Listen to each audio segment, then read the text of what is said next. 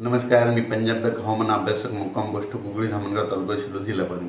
सर्व शेतकऱ्याला सांगू इच्छितो की राज्यामध्ये आता 30 जून पर्यंत राज्यात दररोज भाग बदलत जोरात पाऊस पडणार आहे, म्हणून ही प्रथम शेतकऱ्यासाठी आनंदाची बातमी। त्याच्यानंतर सर्व राज्यातल्या सर्व शेतकऱ्याला सांगू इच्छितो, पूर्व विदर्भ, पश्चिम विदर्भ, मराठवाडा, उत्तर महाराष्ट्र, दक्षिण महाराष्ट्र, पश्चिम महाराष्ट्र सर्व शेतकऱ्याला सांगू इच्छितो 30 जून पर्यंत दररोज भाग बदलत पाऊस पडणार आहे, म्हणून हा अंदाज लक्षात घ्यायचा।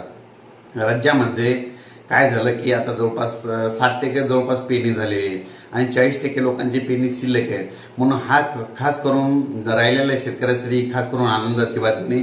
आणि ज्यांची पेरणी झाली त्यांच्यासाठी समजा ती सोयाबीन निघण्यासाठी समजा ही एक आनंदाची बातमी। पण राज्यातील सर्व शेतकऱ्याला सांगू इच्छितो 24, 25, 27, 28, 29, 30 तारखेपर्यंत राज्यात दररोज भाग बदलत मोठा पाऊस पडणार आहे, म्हणून हा सर्व शेतकऱ्यांनी अंदाज लक्षात घ्यायचा।